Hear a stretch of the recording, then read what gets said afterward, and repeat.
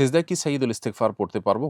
উত্তর হলো সিজদায় কোরআন বা হাদিস বর্ণিত দোয়া করা যাবে। এ ব্যাপারে কোনো ভিন্নমত কারণ নেই। তবে তাসবিহর বাইরে লম্বা দোয়া ইত্যাদি এগুলো ফরজ নামাজ না করে নফল নামাজে করার ব্যাপারে বেশি পরামর্শ দিয়ে থাকেন উলামা ইকরাম। আর সাইয়্যিদুল ইস্তেগফার যেহেতু কোরআন হাদিস বর্ণিত একটি দোয়া, অতএব এটি সিজদায় নির্দ্বিধায় আপনি পেশ করতে পারেন এবং অর্থ বুঝে সিজদায় নফল নামাজে লম্বা সিজদায় আপনি এই দোয়া পেশ করতে কোনো অসুবিধা নেই। আমার বাবা রজব মাসে ও মধ্য শাবানের রাতে বিশেষ নামাজ আদায় করেন।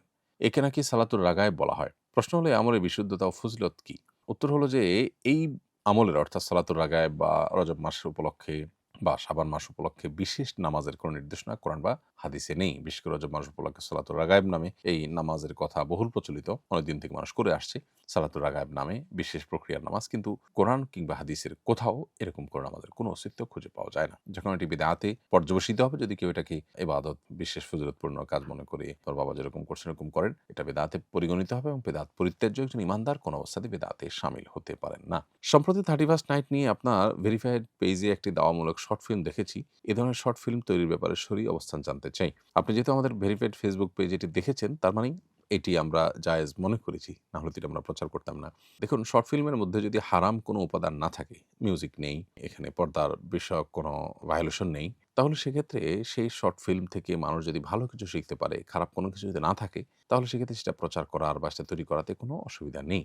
এ ধরনের অভিনয় বা এ ধরনের আপনার শর্ট ফিল্মের মাধ্যমে বিভিন্ন ভালো জিনিসকে তুলে ধরা, যেখানে শরিয়া বিরুদ্ধ কিছুই নেই, সেটি মৌলিকভাবে জায়েজ। এটি নাজায়েজ হওয়ার কোনো কারণ নেই। নাজায়েজ তখনই হবে যখন সেখানে নাজায়েজ কোনো উপাদান যুক্ত হবে। তো আমরা আলহামদুলিল্লাহ আমাদের ফেসবুক পেজে বা অন্যান্য জায়গাতে আমরা যে এই উপলক্ষে ভিডিও প্রচার করেছি, এর আগেও এ ধরনের ভিডিও আমরা দিয়েছি। এ ধরনের ভিডিওগুলোতে কোনো প্রকার হারাম উপাদান যেন না থাকে সে ব্যাপারে আমরা সচেষ্ট আলহামদুলিল্লাহ। এর মাধ্যমে সমাজের মানুষকে সচেতন করাই উদ্দেশ্য। ইন্নামাল আমালু বিন্নিয়াত। অতএব সচেতন করবার উদ্দেশ্যে এটাকে আমরা জায়েজ মনে করি। আমি একটি প্রতিষ্ঠানে চাকরি করি। মালিক প্রতি মাসে সবাইকে ফ্রি সিগারেট দিয়ে থাকেন খাওয়ার জন্য। আমি সিগারেট খাই না। আমি যদি জমা করে মাস শেষে বিক্রি করি তাহলে কোনো সমস্যা আছে কিনা? প্রিয় দর্শক, যে জিনিসটি খাওয়া বা পান করা হারাম, সেটার বিক্রি করাও হারাম। আপনি সিগারেট যেহেতু নিজে পান করেন না, কেন সেটি নিষিদ্ধ সেজন্য। তো এটি যখন বিক্রি করবেন তখন তো অন্য মানুষ পান করবে। আপনি তার গ্রহণ করার পথ সুগম করছেন। আপনি না বিক্রি করলেও সে অন্য কোনোভাবে কিনে ফেলবে। তখন তার দায় তার এবং যে বিক্রি করেছে তার। কিন্তু আপনি তো এখানে দায়ী হলেন না এটলিস্ট। তো এইজন্য এটা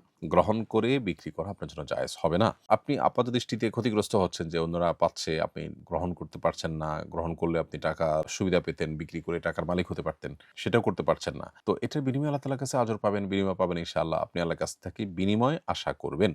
বিধায় এটাকে আপনি মৌলিকভাবে আপনার জন্য একটা পরীক্ষা মনে করতে পারেন যে এটি আল্লাহর তরফ থেকে পরীক্ষা, যে আমি আমার আল্লাহকে খুশি করবার জন্য, আল্লাহর নির্দেশ রক্ষা করবার জন্য ছাড় দিতে পারি কিনা। আমরা জান্নাত যে আল্লাহর কাছে আশা করব, এই সমস্ত ছাড় এবং স্যাক্রিফাইসের বিনিময়েই তো আশা করব। সফরে সুন্নতে মুআক্কাদা নামাজ পড়তে হবে কিনা? উত্তর হলো সুন্নতে মুআক্কাদা ৫ ওয়াক্ত নামাজের আগে পরে যে সুন্নতে মুআক্কাদা নামাজ আছে, এই নামাজ সফর অবস্থায় পড়ার গুরুত্ব এতখানি থাকে না। তবে ফরজ নামাজ যেরকম কসর করে দেওয়া হয়েছে, সুন্নত নামাজ স্পষ্ট কোনো নির্দেশনার মাধ্যমে, কোনো আয়াত হাদিসের মাধ্যমে এটা পুরোপুরি রহিত করে দেওয়া হয়নি। আর উলামায়ে কেরাম বা হাম্বলী মাযহাবের উলামায়ে কেরাম তাদের মতে এই সুন্নত নামাজ সফরে প্রযোজ্য হয় না, কারণ সেখানে কসরই যেখানে করে দেওয়া হয়েছে সেখানে সুন্নত নামাজ আর প্রযোজ্য কিভাবে হবে? যদিও উলামায়ে আহনাফের মত হলো যে যেহেতু কোনো নসে, কোন হাদিসে, কোনো ভাষ্যে সুন্নত নামাজগুলো রহিত হওয়ার কথা কোনো উল্লেখ হয়নি, অতএব বড়জোর এটুকু হতে পারে যে সফর অবস্থায় এগুলোর ইম্পর্টেন্সই নিজ ঠিকানা থাকলে যতটা থাকে ততটা না। সফরেও যদি সুযোগ থাকে, সময় থাকে, বরং পড়া উত্তম। আমার বিবাহিতা বোন সুদী ব্যাংকে চাকরি করবে, এক্ষেত্রে আমি তাকে অনেক নিষেধ করেছি।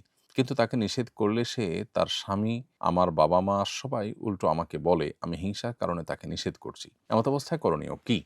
আপনার বিবাহিত বোন যদি হারাম কাজে যেতে চান, তাহলে সেক্ষেত্রে আপনি তাকে নিষেধ করা এবং এক্ষেত্রে আপনি তাকে কাউন্সেলিং করা, বোঝানোটা আপনার দায়িত্বের অংশ, আপনি এটা করবেন। আপনার পরিবারের লোকজন যদি আপনাকে ভুল বোঝে, তার দায় তাদের। এর দায় আপনার না এবং এর কারণে আপনার গুনাহ হবে না। বরং আপনি আপনার যে দায়িত্ব পালন করছেন সেটা আপনি করে যাবেন এবং কেন আপনি তাদেরকে নিষেধ করছেন সেটা আপনি বোঝানোর চেষ্টা করবেন। নম্রতা এবং হিকমতের সাথে দাওয়াতের কাজ করবেন। এরপরও তারা যদি ফিরে না আসে, তার দায় তাদের, আপনার না ইনশাআল্লাহ তাআলা।